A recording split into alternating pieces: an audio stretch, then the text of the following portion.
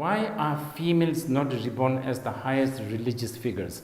First of all, the real answer is there must be a lot of Buddhas and Bodhisattvas manifestation as a female, as a prostitute, as a bartender, as a, I don't know.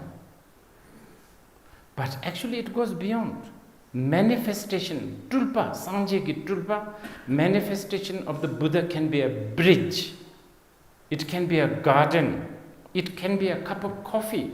It can be a breeze. When you are so sad, a breeze comes and you feel happy. But we don't think about those things. We are talking about a human tulku, as your question rightly put it, small baby who can't even wipe his own nose, sitting on the throne, giving blessings, getting spoiled, all of that. Why is this happening? Think about it. Culture again, tradition. Let's discuss this. Big part of the tulku system today. Okay, first of all, I should tell you this. First, tulku and a reincarnation. Reincarnation is one of the concepts in Buddhism. You are reincarnation of your past life. You know that, right? You are Yangtze. You are actually Yangtze. But the fact between you and me, I am recognized Yangtze by a group of people. That's the only difference between you and me. You must be a Yangtze of, I don't know, Napoleon, Alexander the Great, I don't know. Maybe a bird, maybe a pig who 20 years ago who was eaten during the Losar. Anything. Yangtze. Okay? But I think you need to know this. In Tibet, because this tulku business, the Yangtze business became such a big thing in Tibet. Well, historically it started. The tulku tradition started from the Karmapa. You must know that, right? But now in Tibet, as you know, Buddhism became a very, very, very influential, It's a very, very influential. It's after the Tizong, after the Tirabachin, wow. Buddhism is probably,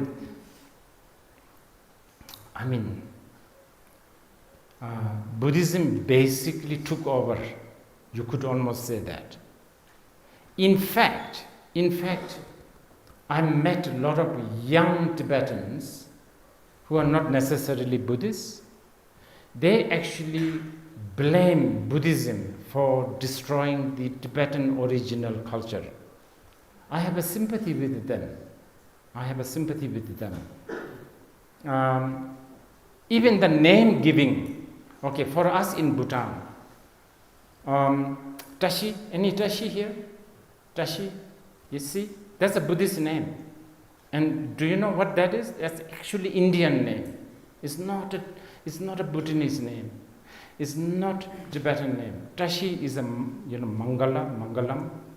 And how about, I don't know, Pinso? How many Pinso? Is there any Pinso? Today, whatever the name I'm saying, there isn't. Pinso? Isn't you are Pinso? Well, it's actually Indian name. It's Lakshmi, right? It is something to do with the Lakshmi, Pinso, yeah. How about Wangchuk? Oh my goodness. Wangchuk? Wow.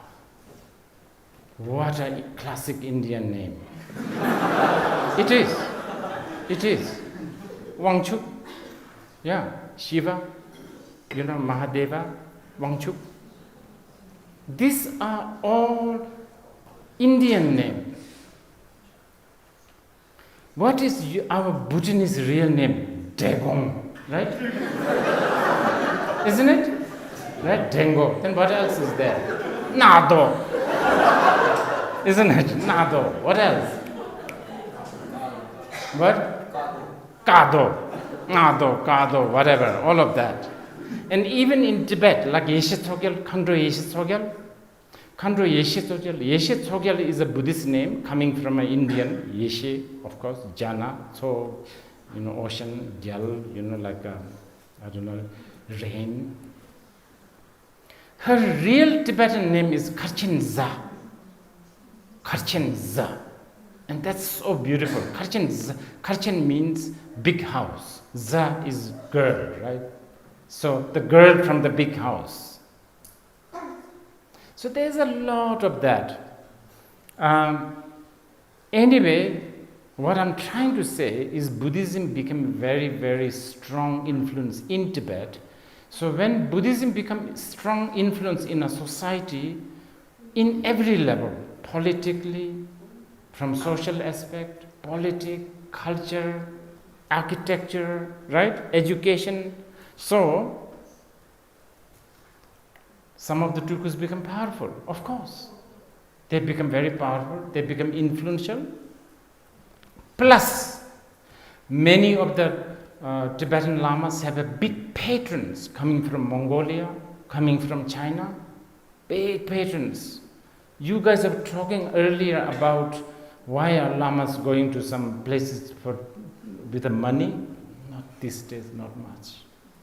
In the past, big time, really. Like Mongol, they're very rich. So then what happens? So when the Tulkus become influential in the society, politically and everything, obviously there will be a corruption. I want to be powerful.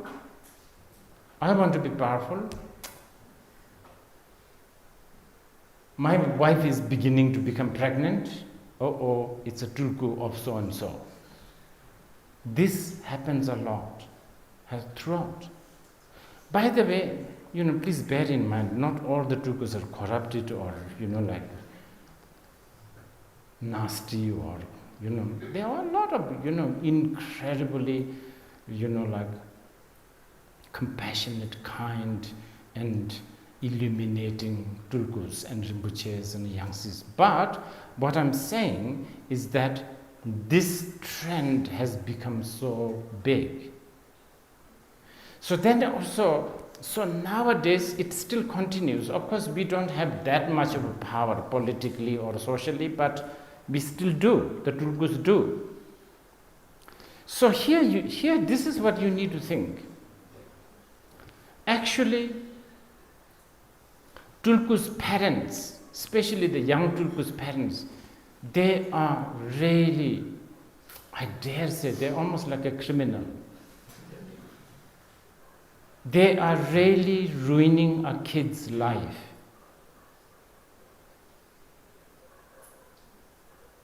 It's really, really sad. Actually, it is, you guys should really think about this. Parents put this kid on a throne or whatever, exhibit as a high incarnate Lama, whatever. Every attention is given to this. Best food, best clothes, so many attendants, all of that. Slowly, this human being is beginning to become alienated from the rest of the society. Most of these Tulkus don't know how to relate to anyone because everything is delivered on the plate. Come age 17, 18, 19, 20, Tulkus' puberty is coming up. Tulku is becoming horny. Tulku is becoming, biologically changing. And by then, good part of the childhood has been totally damaged and ruined. And then these Tulkus' photographs are everywhere. So now poor guy can't even hide like all the other kids can do. Wherever this kid goes, photographers are there, attentions are there. When the Tulku is young and cute and sitting on the throne, everybody's like, oh, how sweet he looks. Oh, he's so beautiful. This same tulku in about 20 years' time, look at that tulku roaming around in Babesa. Look at that tulku. Can you see how unfair we are doing this? Who is doing this? Not the tulku. Tulku from a very young time, they are not demanding any of that. It is the parents, it's the society, it's the culture again. So, yes, something to think about. We really need to think about this. I have personally told many of people whom I feel that I can talk to when they say, oh, they have a tulku, because so and so Lama has given a paper saying that he is a tulku.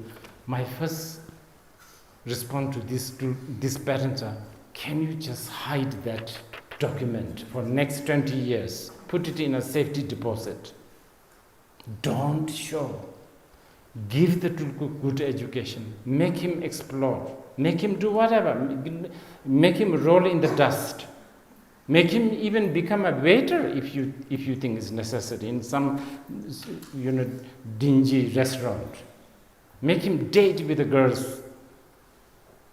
I've even said this. These tulkus, they needed to be, I remember even telling people that I want to actually train some girls to make these tulkus to fall in love with these girls, and then the moment they fall in love, they reject the tulkus. Because the tulkus need to go through that rejection, because it's a lesson. You feel like, it makes because they are supposedly they are supposedly going to be a leader, teach, coach. How are you going to coach when you can't handle your own, small things like rejection? So yes, this is a big concern.